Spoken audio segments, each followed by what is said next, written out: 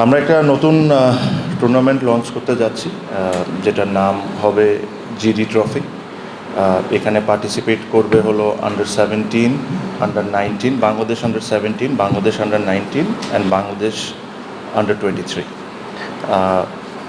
ডিটেলসে যাওয়ার আগে আমার কাছে মনে হয় যে এই টুর্নামেন্টটা আমরা কেন করছি, এটার আউটকামটা কী, আর বা এটার আউটকাম থেকে আমরা কী পেতে চাই, এই জিনিসটা জানাটা খুবই জরুরি। আপনি যদি আমাদের আন্ডার 17-এর পুরো প্ল্যান দেখেন, so majority of the time under 17 cricketers যারা, তারা ক্যাম্পের মধ্যে থাকে। ওয়ার্ল্ড ওয়াইড আন্ডার 17-এর খুব বেশি টুর্নামেন্টস হয় না। ফর এক্সাম্পল, এশিয়া কাপ হয় না, একটা সময় এশিয়া কাপ হইতো, বা কোনো ওয়ার্ল্ড কাপ, কোনো ওয়ার্ল্ড ইভেন্টও এটা হয় না। আন্ডার 19 ইজ দ্য থিং যেখানে Asia cup, world cup regularly হয়। সো আমাদের যেই কারণে এই পুরা টুর্নামেন্টটাকে আয়োজন করা is to challenge themselves. For example, under 17 যখন আন্ডার 23-র সাথে খেলবে, I completely agree and understand যেটা it will be challenging, it will be very challenging.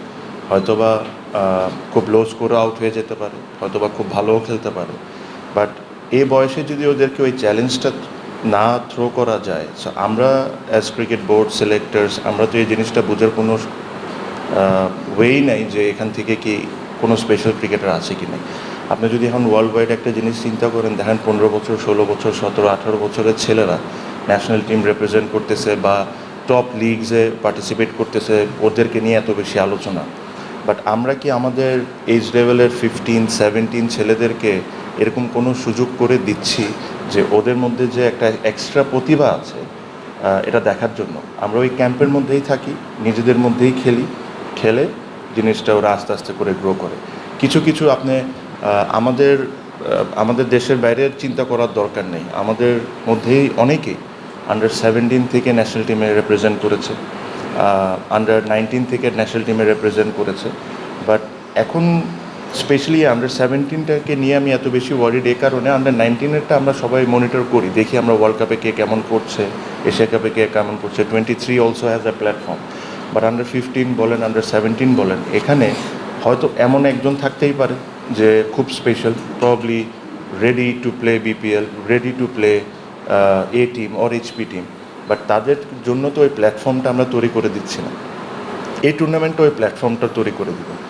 যখন একটা বাংলাদেশ আন্ডার 17 যখন বাংলাদেশ 23-র সাথে খেলবে, again this will be challenging for most of the time. But এখান থেকে যদি একটা আন্ডার 17-এর ছেলে 3টা উইকেট পায় বা একটা 50 রান করে, imagine the confidence this guy is going to have. Or আমাদেরকেও আইডেন্টিফাই করার জন্য এটা খুবই ভালো একটা প্ল্যাটফর্ম হবে, যে দেখার জন্য যে না, is ready for the next level.